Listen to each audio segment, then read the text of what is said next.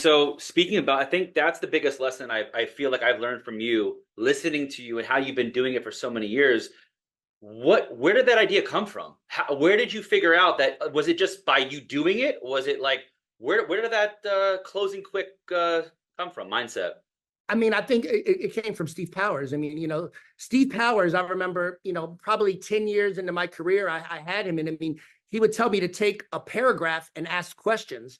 And then he started training me to like close quicker, close quicker. And at first it felt really crazy when they're like, I'm going to take it off the market. That's exactly why we need to meet. And I would set appointments, and it was just, it was a mindset thing. Cause I was so at that stage worried about reading through the script than I was actually getting the result. And I think, that 6 months that we worked at, and, for me, I actually had note cards that I had question after question, because instead of reading a script, I had a note card, and the goal was to try to close after every note card that I had. So I would do a note card, read it, try to close, note card, read it, close. And, by doing that, closing after each question, it really taught me how to do that at a much higher level. And then, as I said, if they pulled me off, asking a question and then getting right back to the next question. But again, to do that, it takes practice.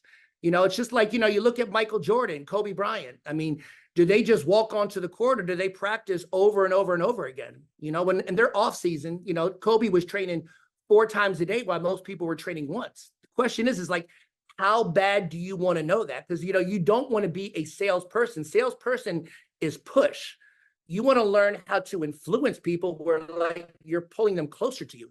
In salesmanship, like getting the ability to gain rapport, the ability to gain trust, the ability to find commonalities with people. It's like people don't understand that it's like 2 people could say the same thing, but if one says it in rapport and one doesn't, who wins that battle?